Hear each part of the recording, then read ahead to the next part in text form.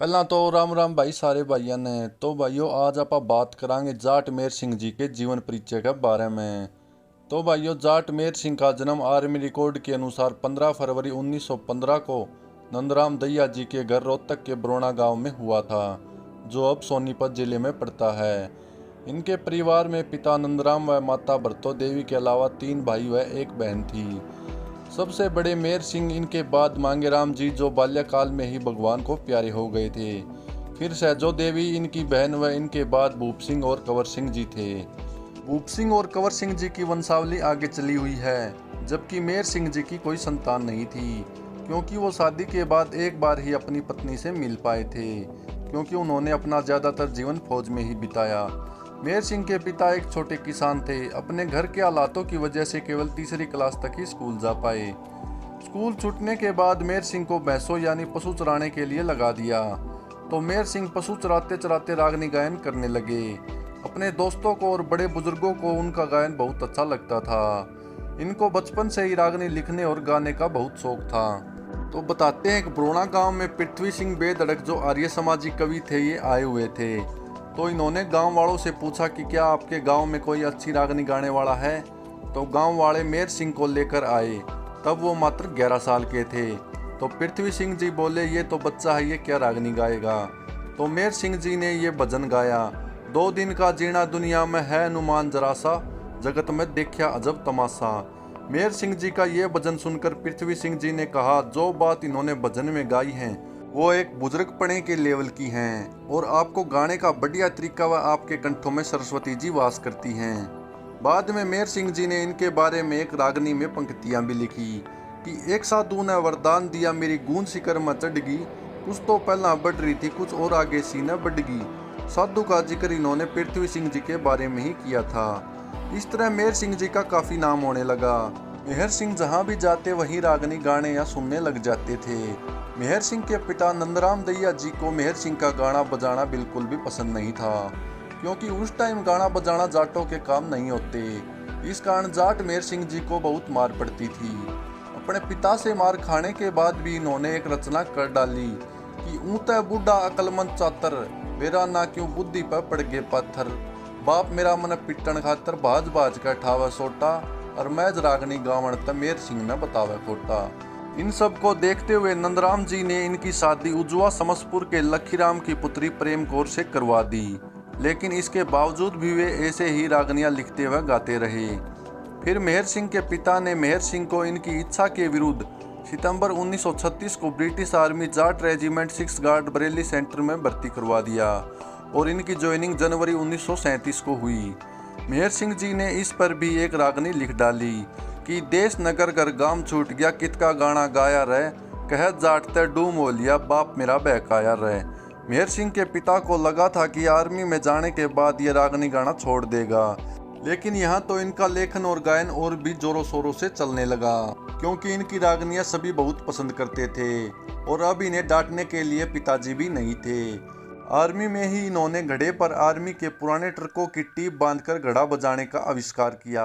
हालांकि घड़े को मान्यता जगन्नाथ जी ने दिलवाई। ऐसे ही चलते चलते मोहन सिंह ने आईएनए का गठन किया, और मेहर सिंह ब्रिटिश आर्मी को छोड़कर आईएनए के गोरिल्ला रेजिमेंट में भर्ती हो गए।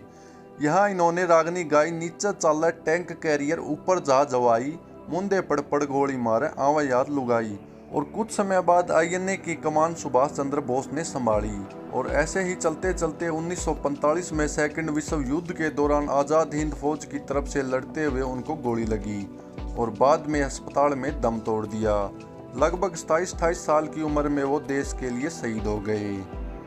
कुछ लोग मानते हैं कि मेहर सिंह का कोई गुरु नहीं था, लेकिन मेहर सिंह जी ने अपना गुरु लक्ष्मीचंद जी को माना था, एकलव्य और द्रोणाचार्य की तरह। हालांकि मेहर सिंह लक्ष्मीचंद के सांगों के खिलाफ थे, लेकिन मेहर सिंह लक्ष्मीचंद की भाषा शैली, बनावट व लेखन शैली व गायन शैली से प्रभावित थे। इसी प्रभाव में मेहर सिंह ने लक्ष्मीचंद को अपना गुरु माना था। मेहर सिंह कोई प्रोफेशनल गायक नहीं थे कि कहीं किसी प्रोग्राम की साई लेकर गाना गाया हो।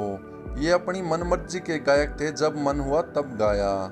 और इनको ड्रीम पोएट भी कहा जाता है, क्योंकि ये जो भी सपनों में देखते थे वो लिख डालते थे, और इनकी सपनों पर बहुत सारी रागनियां हैं। मेहर सिंह ने लगभग 450 के करीब रचनाएं की हैं, जिसमें 13 किस्से पूरे हैं, जैसे पद्मावत, अंजना पवन, सत्यवान सावित्री, वीर हकीकत राय, और 60 के आसपास फुटकर रचनाएं देशभक्ति की हैं। इन्होंने वियोग, श्रृंगार रस, खेती बाड़ी, लगभग हर विषय पर रागनियों की रचना की है। सुभाष चंद्र बोस के किस्से में 17 रागनियां मेहर सिंह जी की हैं, जिनमें प्रमुख घड़ी ना बीती, ना पल गुजरे, उतरिया जहाज सिकरतें, बरसण लागे फूल बोस पे, हाथ मिलिया इटलरतें। इसके बाद रामफल चहल जी, जो आकाशवाणी के डायरेक्टर थे, इन्होंने मेहर सिंह जी की पुस्तक भी निकाली। एक बार बताते हैं, मेहर सिंह की शादी के समय मेहर सिंह के एक साथी के पास लारी थी, तो मेहर सिंह के दोस्तों ने बोला कि तेरी बारात में हमारी ही लारी यानी गाड़ी जाएगी, तो तुम अपने पिता को बोल देना। तो मेहर सिंह ने अपने पिता को बोल दिया कि मेरी बारात में मेरे दोस्तों की ही लारी जाएगी। तो पता नहीं किन्हीं कारणों से मेहर सिंह के दोस्त शादी में लारी नहीं ला सके। तो मेहर सिंह समूसपुर गए तो उनसे एक रागनी की फरमाइश की समूसपुर के निवासियों ने। तो मेहर सिंह ने तुरंत एक रचना की अपने दोस्तों पर कि वीर बाणिया पुलिस ड्राइवर नहीं किसी के प्यारे, भीतर लेका भेद नहीं दे मीठे बोलना सारे, अंत करणता न्यू बोले हम नहीं परणता हाल लेंगे, यार मेरे तू कद कद आवे तेरे ब्याह में मोटर ले चल लेंगे, तेरे पीछा का लारी में तेल तलक ना गाल लेंगे, पर छोरे ने जान नहीं थी मौके पर टालेंगे। ये तो थी शादी की बात, पर एक बार इनकी शादी से पहले समसपुर में पर्स यानी चौपाड़ के लिए किसी गायक को बुलाया गया था चंदा इकट्ठा करने के लिए। तो वो गायक बीच में छोड़ के भाग जाता है। तो समसपुर निवासी चंदा इकट्ठा करने के लिए मेहर सिंह को लेने बरोना गांव पहुंचते हैं, जहां मेहर सिंह के पिताजी ने मेहर सिंह को ईख की रखवाली के लिए खेत में ड्यूटी पर लगा रखा था। तो समसपुर वाले बोले कि तुम्हें हमारे साथ चलना पड़ेगा।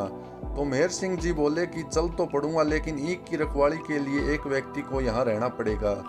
तो एक व्यक्ति वहां पर रह तो गया, लेकिन कुछ देर बाद ही वो भी मेहर सिंह की रागनी सुनने उनके पीछे पीछे समसपुर पहुंच गया। जब मेहर सिंह वापस आए तो इन्होंने देखा कि सारी ईख को जानवरों ने तहस नहस कर दिया है। इस पर भी जाट मेहर सिंह को बहुत मार पड़ी थी। अब जैसा कि आप सब ने जाना कि वो एक अच्छा देशभक्त होने के साथ साथ एक अच्छा कवि भी था, और इनकी रागनियाँ आज भी सुनते और सदियों तक सुनते रहेंगे। और इसलिए हर साल 15 फरवरी को उनकी याद में उनके गांव बरोना में एक रागनी कंपटीशन भी करवाया जाता है। तो धन्यवाद सारे भाइयों, बढ़िया लगा तो लाइक शेयर सब्सक्राइब जरूर करिए।